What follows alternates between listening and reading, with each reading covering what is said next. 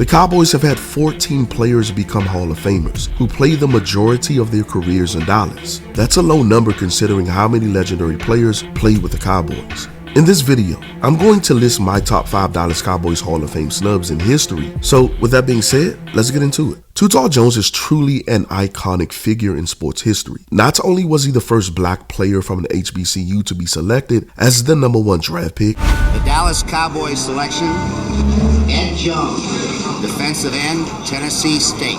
but he also never missed a game in his 15-season career, earning him the title of the original Iron Man. Jones made some incredible plays on the biggest stages in sports, but that's not the only reason he deserves a spot in the Hall of Fame. As a 6'9" defensive end, he was an anomaly, earning first-team All-Pro honors 3 times. His ability to block passes and field goals is also unparalleled.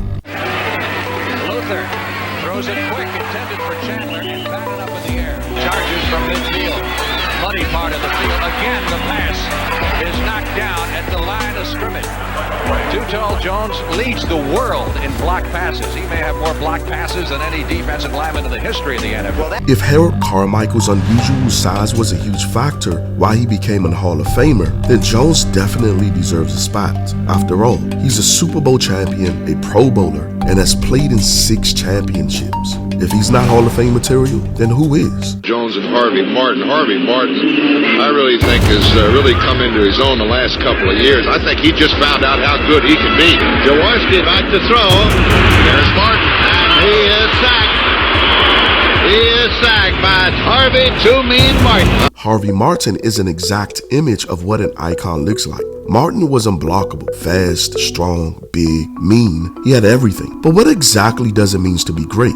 Showing up on the big stages, at the end of games, and in Super Bowls. Martin is the only defensive end in history who has won MVP of the Super Bowl. He won the Defensive Player of the Year in 1977. According to some historians and statistic holders, he recorded 23 sacks in 1 season. He had a total of 4 All-Pros, 3 second-team All-Pros, and 1 first-team All-Pro. From 1976 to 1982, Martin was a top 10 player in sacks 5 times. From 1976 to 1978, he ranked in the top 5 in sacks, recording 14 or more sacks each season. In just those 3 years alone, he had over 50 sacks. Martin retired with 114 sacks in his career. This sack count stood as a franchise record for 4 decades when DeMarcus Ware broke it. It's a shame that this man is not in the Hall of Fame. I was a Cowboy fan. I was disappointed by those cornerbacks. They made me mad because I was the guy that was rooting for them.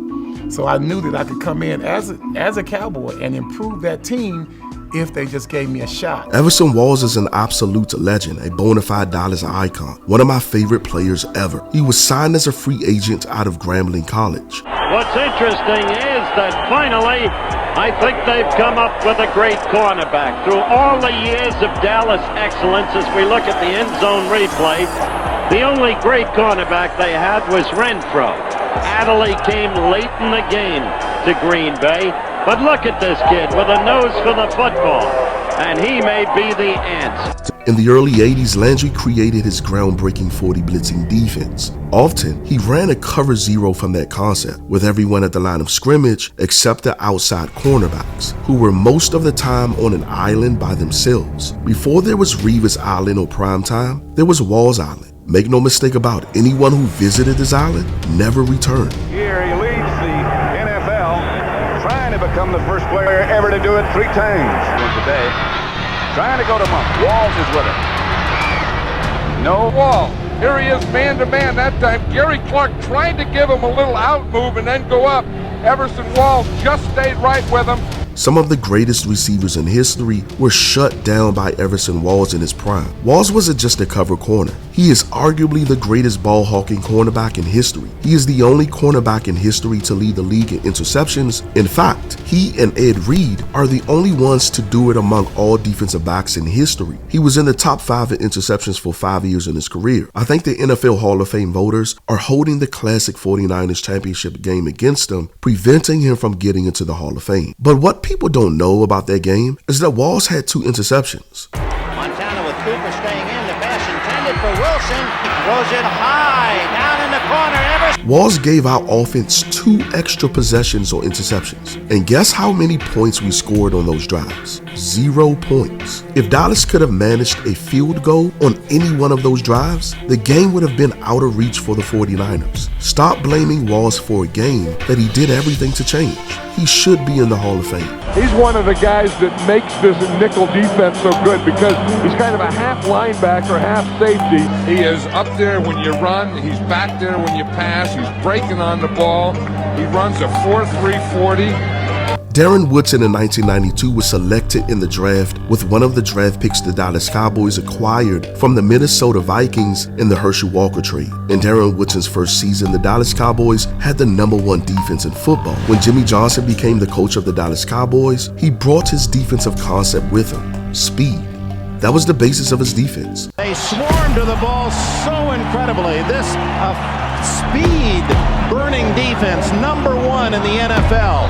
Oftentimes he ran a 4-2 defense on third downs. Woodson would be the hybrid linebacker who played around the box. Woody played most positions on the field from this concept: linebacker, slot cornerback, safety. He did it all. His 4.3 speed allowed him to run with wideouts, but his 6'1", 219-pound body frame allowed him to play close at the line of scrimmage as a linebacker. We've never seen anything like that before. This gave Dallas an advantage over other teams. He completely took out tight ends. We're talking about stars. He checked Jerry Rice in the slot and high-ranked wideouts, and he didn't just check them. He had interceptions and PDs. Now here's what Sports Illustrated said about Woodson in the 90s during their Super Bowl years: the most productive player on the best defense in the NFL. A combination of strength, brute force hitting, and speed, 4.35 seconds in the 40, makes Woodson the most versatile player on the Super Bowl champions. I think it's a crime that a guy who helped create defensive concepts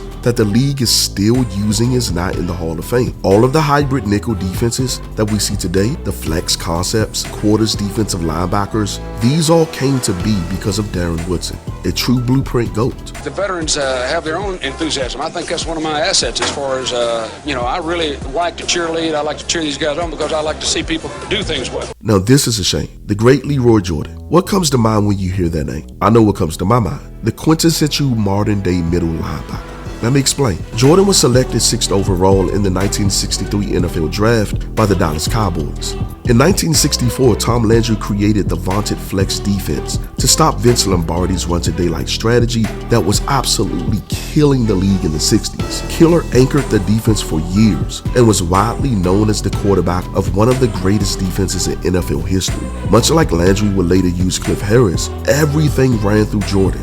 It was his job to call the plays, to get guys lined up in their right positions. In 1971, Jordan anchored perhaps the greatest defense to ever assemble. Dallas Cowboys defense held teams to 95 points total from week 8 all the way to the Super Bowl. Jordan was a huge part of that. He had a franchise record 21 tackles in one game that season. Jordan was also a forerunner of the small, fast, athletic middle linebacker that we see today, which works so well in zone defenses. Before Jordan, NFL teams loved big linebackers. Jordan was just 6'1" and 221 pounds. But Landry utilized his quickness and speed.